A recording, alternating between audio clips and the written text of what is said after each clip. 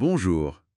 Aujourd'hui, on va parler d'un réalisateur assez unique en son genre, Doug Liman, et surtout de son film Edge of Tomorrow. On va essayer de décortiquer un peu ce qui fait la force de ce film de science-fiction. Alors au programme, on va aborder plusieurs points. D'abord, le style Liman, ce côté un peu caméra à l'épaule, très énergique. Ensuite, comment le film utilise la boucle temporelle, mais de manière originale, quoi. On parlera aussi des thèmes forts, comme l'identité qui change sous la pression, ou l'apprentissage par l'échec, encore et encore. Et puis, on verra comment le film a été reçu et ce qu'il laisse comme trace aujourd'hui. L'idée, c'est vraiment de comprendre comment ce blockbuster arrive à être intelligent, risqué et visuellement percutant. C'est parti. Donc, pour commencer, ce fameux style Liman. On dit souvent que c'est dynamique, presque chaotique, mais maîtrisé. On avait déjà vu ça un peu dans La mémoire dans la peau, non? Oui, tout à fait. C'est un style très physique, très caméra portée. Et dans Edge of Tomorrow, ça prend une autre dimension. Comment ça? La boucle temporelle, elle fait que l'action devient une sorte d'apprentissage ultra-violent, très viscéral. La science-fiction ici, c'est pas juste un décor, hein. C'est vraiment un terrain de jeu existentiel où le spectacle, il n'empêche pas de réfléchir un peu à la condition humaine face à un truc qui nous dépasse. Ah oui? Et ce qui est assez fascinant, je trouve, c'est que ce chaos apparent, en fait, il est au service d'une structure narrative hyper précise, presque mathématique. Chaque mort, chaque boucle, c'est un pas de plus dans la compréhension. C'est vrai que ça structure tout le récit.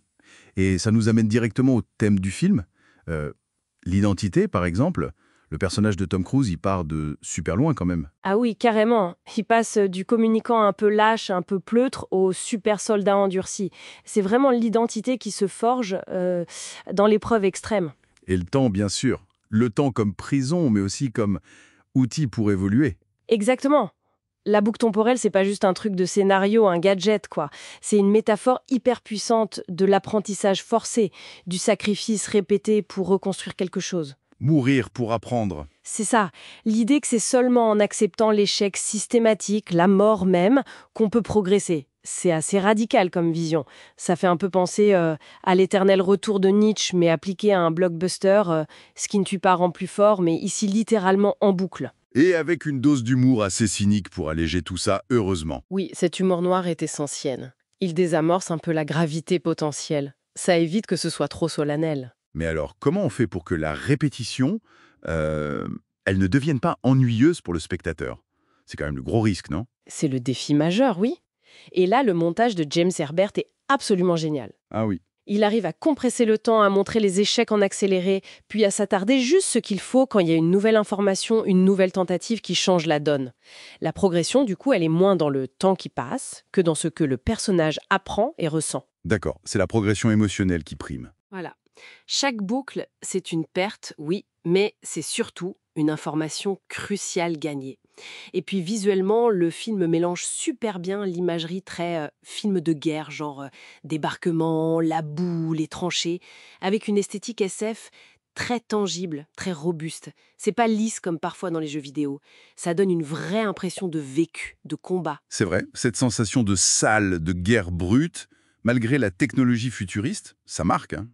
Pourtant, si je me souviens bien, le film n'a pas explosé le box-office à sa sortie. Non, effectivement. Le démarrage a été un peu mitigé par rapport au budget et aux attentes, mais c'est devenu un film culte avec le temps. Comment on explique ça? Je pense qu'il y a plusieurs choses. Déjà, son influence, on la voit dans pas mal d'œuvres plus récentes qui reprennent l'idée de la boucle temporelle, comme Happy Death Day ou la série Russian Doll. Il a prouvé qu'un blockbuster pouvait être à la fois complexe et hyper divertissant. Et il a montré Tom Cruise dans un rôle différent. Oui, un rôle à contre-emploi au début, moins héros invincible. Et il a vraiment cimenté l'image d'Emily Blunt comme une héroïne d'action crédible, forte, pas juste un faire-valoir. Les critiques étaient bonnes dès le départ, mais c'est vraiment le bouche à oreille qui a joué. Et peut-être aussi le changement de titre en vidéo, Life, Die, Repeat, qui explique mieux le concept, ça a aidé, je pense. Donc au final, Doug Liman, c'est un peu ce réalisateur qui arrive à prendre des gens très codifiés et à les secouer de l'intérieur. Edge of Tomorrow, c'est un super exemple de ça. Oui, un mélange très réussi d'intelligence, d'émotion, de spectacle. C'est vraiment un film riche. Et il nous laisse avec une idée intéressante finalement. Oui, cette idée que l'erreur, la répétition, même la mort, c'est pas juste des obstacles. C'est peut-être une part essentielle de l'évolution, de l'apprentissage. Ça pose une question assez profonde. Est-ce que parfois, répéter nos erreurs, c'est la seule façon d'apprendre vraiment à changer? Voilà une réflexion qui dépasse le simple cadre du cinéma.